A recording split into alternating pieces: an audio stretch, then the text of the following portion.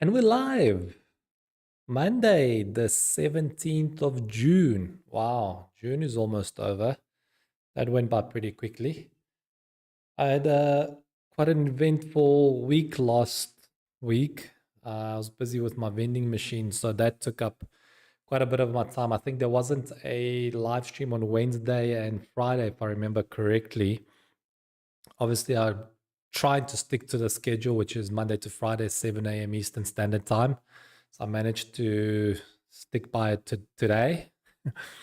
Let's see how it goes tomorrow and the rest of the week. I think I should be able to do one live stream every single day. So today, I wanted to discuss how to stay out of debt. Because my target market is Gen Z and millennials. I suppose a lot of millennials are in debt and some Gen Z as well, especially because of student loans. I wanted to talk about not how to not get into debt in the first place. I think that's the kind of mindset that we really need to adopt, as opposed to thinking that being in debt, especially for most of your life, if not all of your life, is normal.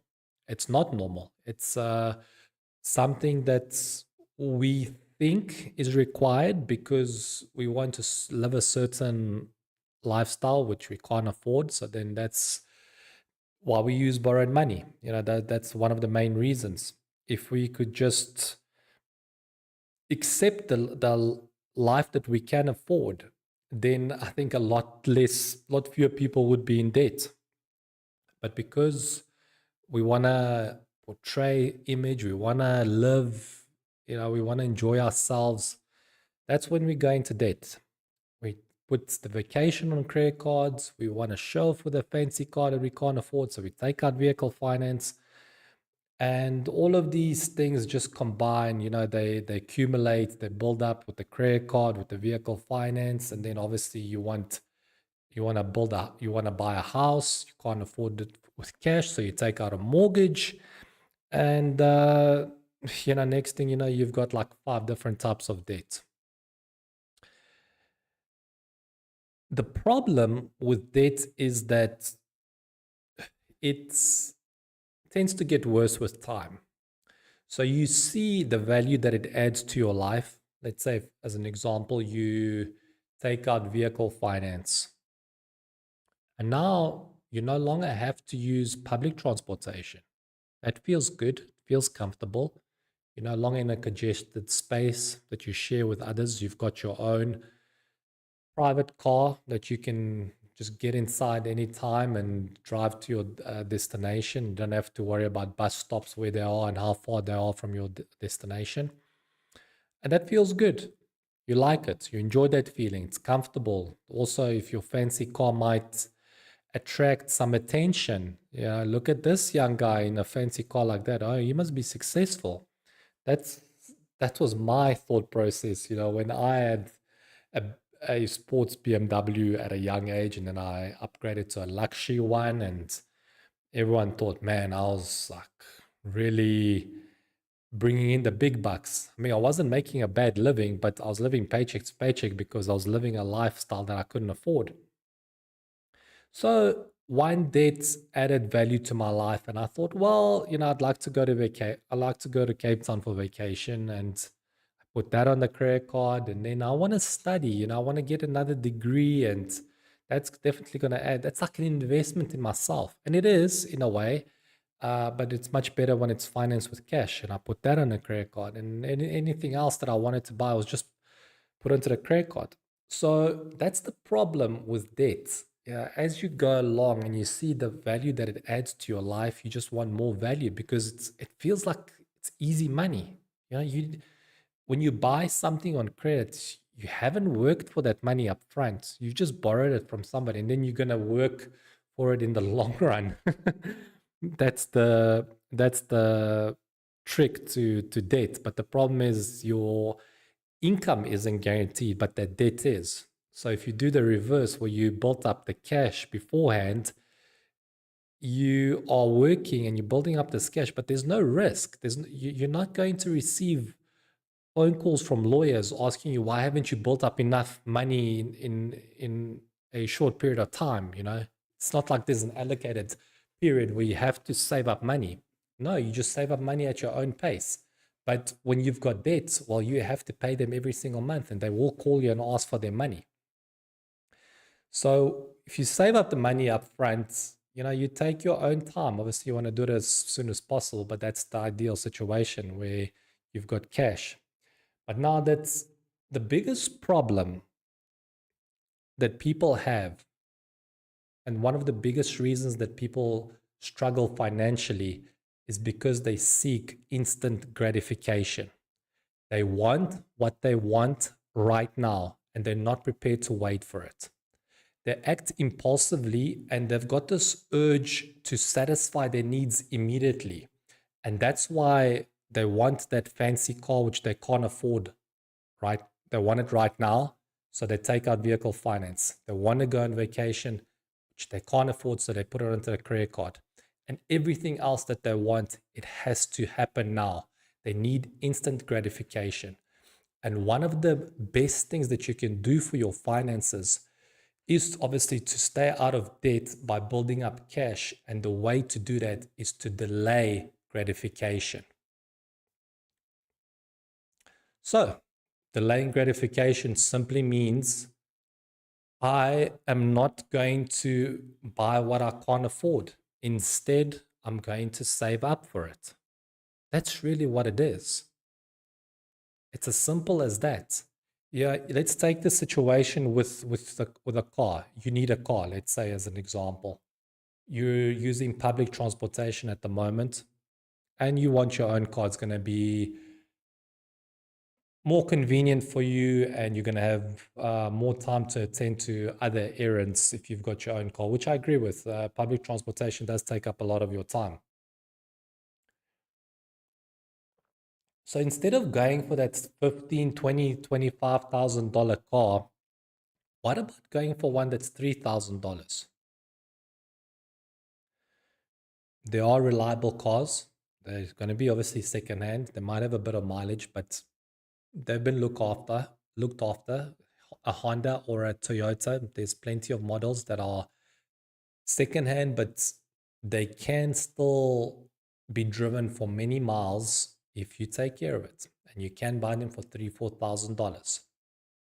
Now, if you save $200 a month in a year and a half, max 2 years, you'll be able to buy a car, a second-hand Toyota or a Honda, with cash. You no longer have vehicle finance if you choose that route. That car belongs to you, not to the bank. It might not be flashy, it might not get looks, but you know what? It's reliable. It gets you from point A to point B. And you own it. Nobody's going to call you at the end of the month asking for their money. Yet you're going to be able to get around the same way as you would in a $20,000 car, which you can't afford and it's been financed. But you've gone into debt because this car now gives you some status. It makes you feel cool. People are impressed by you. And for some reason in your head, you think it can do something that a $3,000 car can't. Maybe it can go faster, but oh wow. Don't worry about the speed. What's more important, rather scale back on the speed and be debt free as opposed to having that extra speed on the road, but being $25,000 in debt because you wanted to drive a bit faster. Don't worry about stupid things like that. Just be concerned about being debt free and owning things as opposed to owing money. That's not the situation that you want to be in. So the bottom line, how do you stay out of debt? Really, the answer is you delay gratification. Everything that you want can be purchased with cash. Now, there are certain exceptions. In a way, there's a gray area, I'll say, with, let's say, a house. Yeah, a house that's two, 300, $400,000. It's gonna take you a long time to save that kind of money, but it is possible. It really is possible. It took me a year and let's say 2 years, just round it up, 2 years to save $50,000. 2 years. So if you're saving for 10 years, you could buy your house cash at that rate that I was going. But obviously, I was the extreme case. I was living the minimalist lifestyle. I just living on the bare essentials. And that's why I say once you're out of debt, it's so much easier and so much faster to save up a significant amount of money because you no longer have debt payments. That money is staying and it's just accumulating interest throughout the months and the years. So if it takes you 10 years to save up for a home, let's say you're 30. By the time you're 40, you can buy a home and it's paid with cash. While your peers, your friends, your colleagues, they bought a house maybe at 28. But you know what? They're going to spend the next 20 to 30 years paying it off while you bought it 10 years after them, but it's yours. You own it. And that's a great feeling.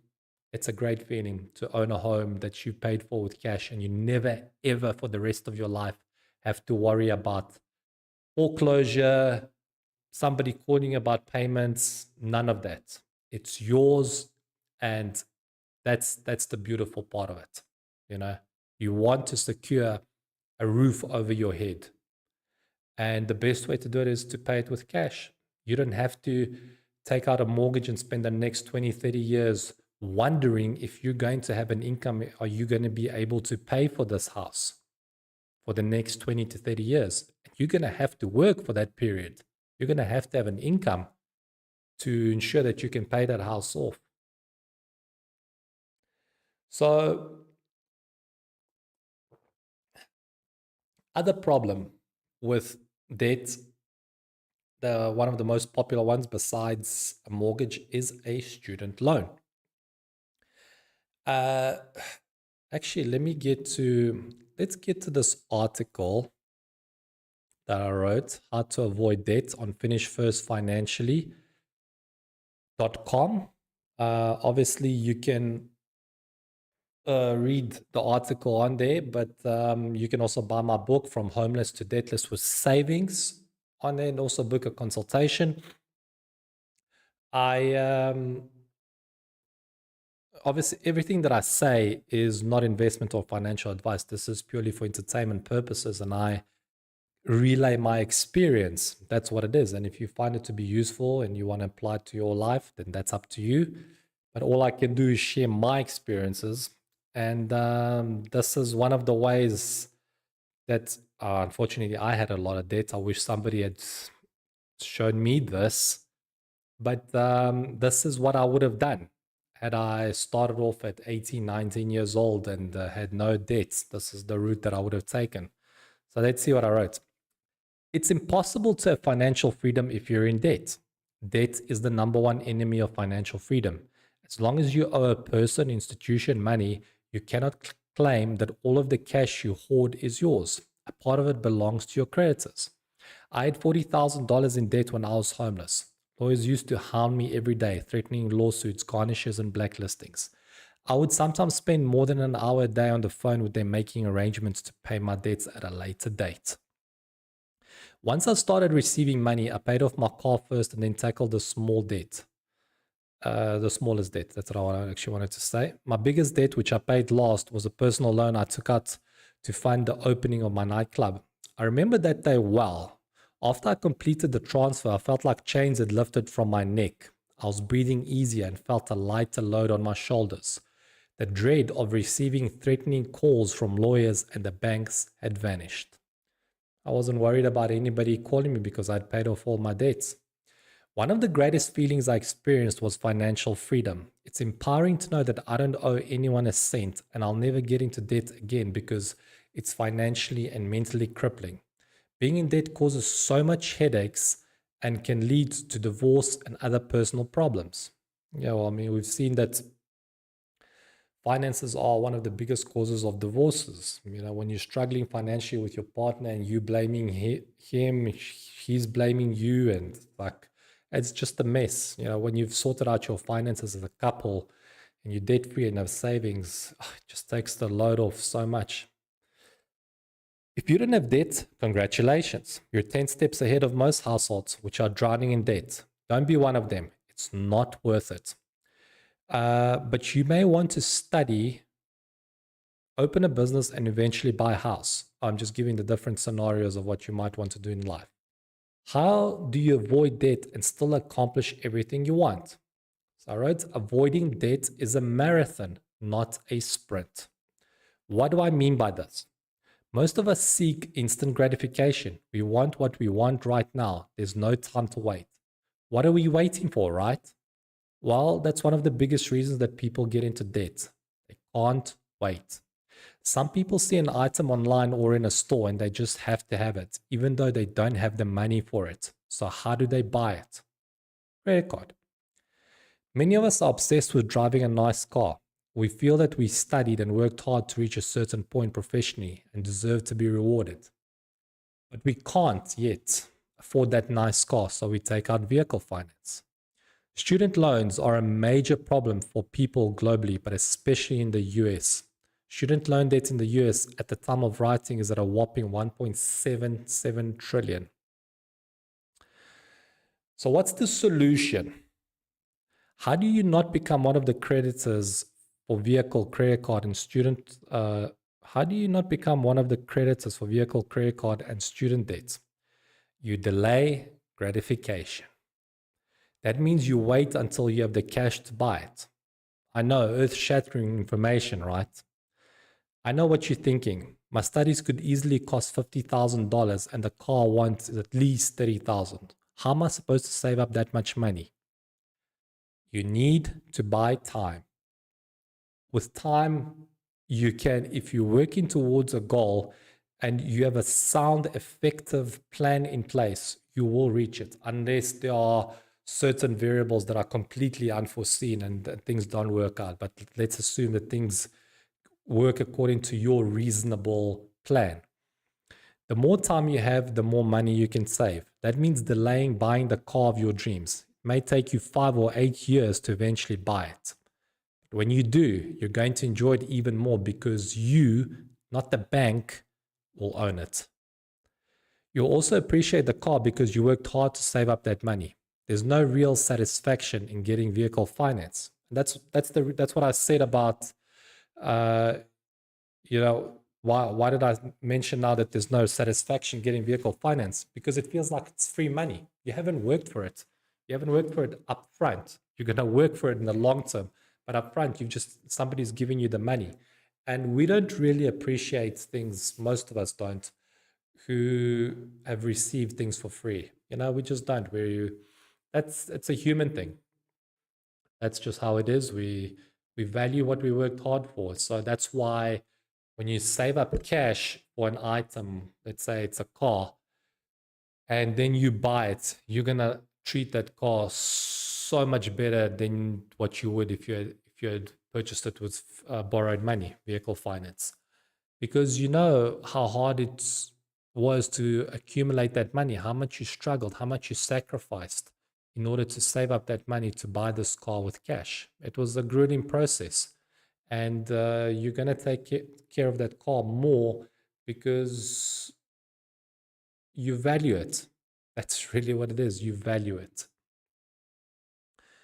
All right, so let's get back into the article.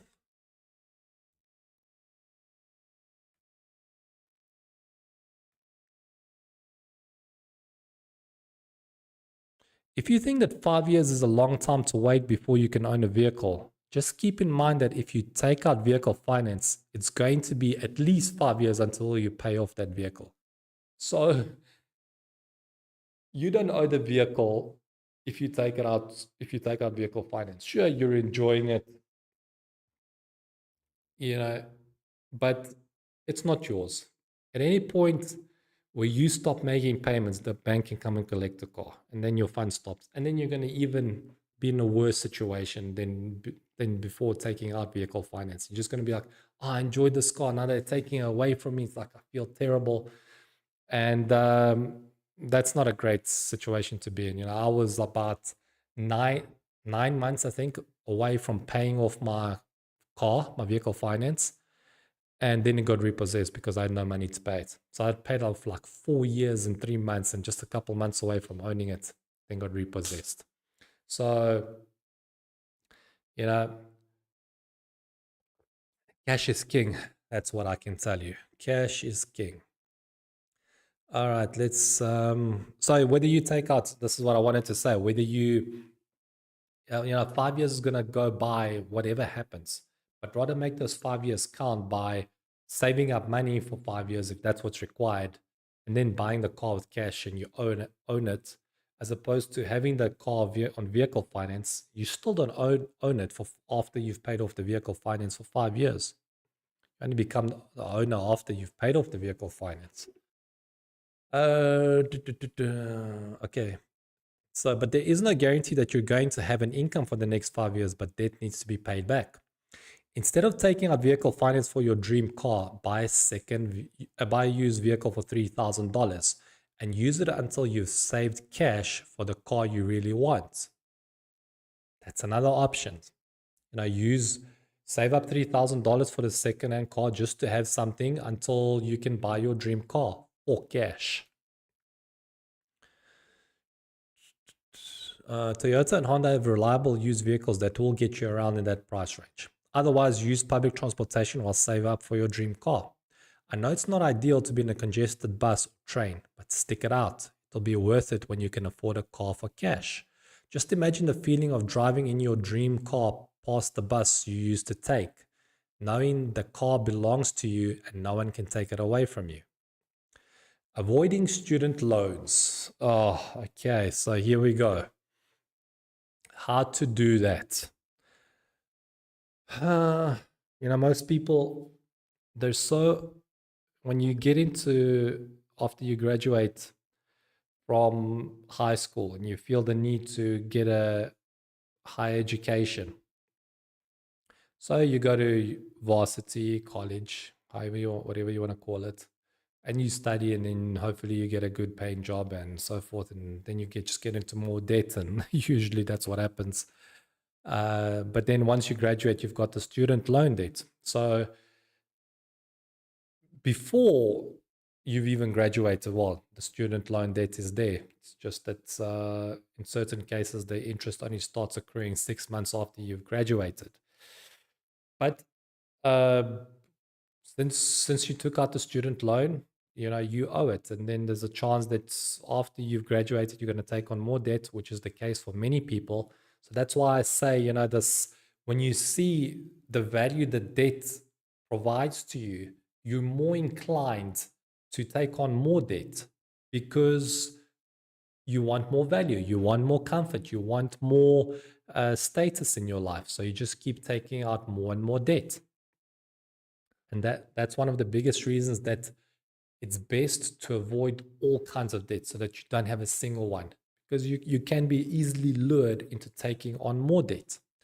Okay, so let's see what I wrote about student loans and how to avoid them. How are you supposed to get ahead in life if you don't have an education? It's tough, but not all education costs money.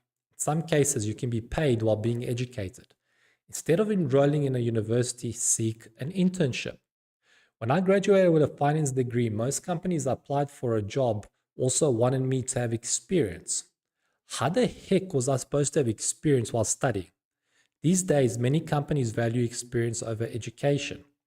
I have 2 finance degrees, and I can tell you that university taught me very little about real-world finance. I learned almost everything about finance on the job. And personal finance from life. That's really what it is. Instead of paying to study computer science, proposition a computer company to provide your services for free for the first 3 months while you get on-the-job training. There's nothing more that companies love than free labor, but that's not enough. You have to show them that you're worth their time by being a diligent student. In other words, You have to add value to their company. They have to see you as a valuable asset. You have to solve some of their problems. You have to help them out with their queries and show that you're interested in providing solutions. In exchange for your services, you will receive practical experience. They're going to invest more in you because they see potential in you. They want you to grow because by you growing, you're going to use that knowledge, those resources to help them grow. So why wouldn't they invest in you? There is much that is much more valuable than the theory you learn at university. So practical experience, on-the-job experience, is much more valuable than the stuff you learn in books. After 3 months, you can renegotiate your position to receive remuneration.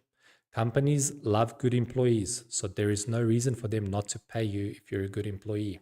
So essentially, you start off offering your services for free, and this is best done, well, the most convenient when you've just graduated high school and you are living with your parents, so you don't have to worry about paying rent and other expenses. So that's why you're in a more comfortable position to provide your services for free, because you don't have all these expenses that other adults do who are older and who have a family and children and so forth. And then obviously after 3 months, after you've proven yourself, then you say to them, look, I'll continue to work for you, but I need to be paid. If you're valuable, they're going to keep you in most cases. So what I say, you can use this approach even if you want to study at university. If you're 17 or 18 years old, living with your parents and making $3,000 per month, working full time, you can save at least $30,000 per year. Yeah. Keep up that momentum for 3 years, because remember, your expenses are going to be minimal. You're going to be, when you go out, you're going to pay for takeouts or whatever it is and small, because you don't have rent. That's why I mentioned doing this while you still live with your parents. One of the best ways to avoid debt. Keep up that momentum for 3 years and you'll have $90,000 to study at the age of 21. So you've just delayed enrolling into university by 3 years, but you're going to fund it with cash, and you most likely are going to have money left over after you've paid your tuition with cash, because you've saved up a significant amount during those 3 years. That's not too late to go to university at the age of 21. And this approach enables you to graduate debt-free. If you're a parent, this approach is good for you and your child. You won't have to pay for your child's education, and she will learn to pave their own way. By waiting 3 years to go to university and graduating debt-free, you avoid being in debt 10 years after graduation. Right, so your peers are going to go, your friends are going to enroll into university as soon as they graduate high school. Okay, so you're going to wait 3 years. They're going to have 3 years on you, so they're going to graduate 3 years before you.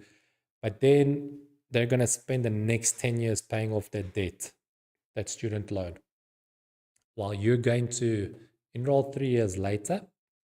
You're going to pay your tuition with cash, you're going to graduate debt-free, and you're going to have money left at the end after you've graduated. Plus, you're going to have 3 years experience. Just keep that in mind. 3 years work experience and a degree and money saved by using this approach. I think it's worth looking into, see what a difference delaying gratification makes. That's my last sentence there. But that's what it is. See, this is what happens when you delay gratification. When you put off the things that you want by making a plan to acquire them at a later date. Instead of getting into student loan now by enrolling into university after you graduate high school, work 3 years while living with your parents, making a full-time income, saving most of it because your expenses are minimal. And after 3 years, you're going to have a significant amount of money saved up, especially if it's in a high-yield savings account. You're just going to have interest compounded. So by the time you graduate, if you use that approach, you're going to have 3 years work experience. You're going to be debt-free because you've paid for your education with cash, and you're most likely to have money left over from all of the cash that you've accumulated throughout the years. So I think that's a great position to be in. I'm going to wrap it up there. Tomorrow, 7 a.m. Eastern Standard Time. I'll check you then. Bye-bye.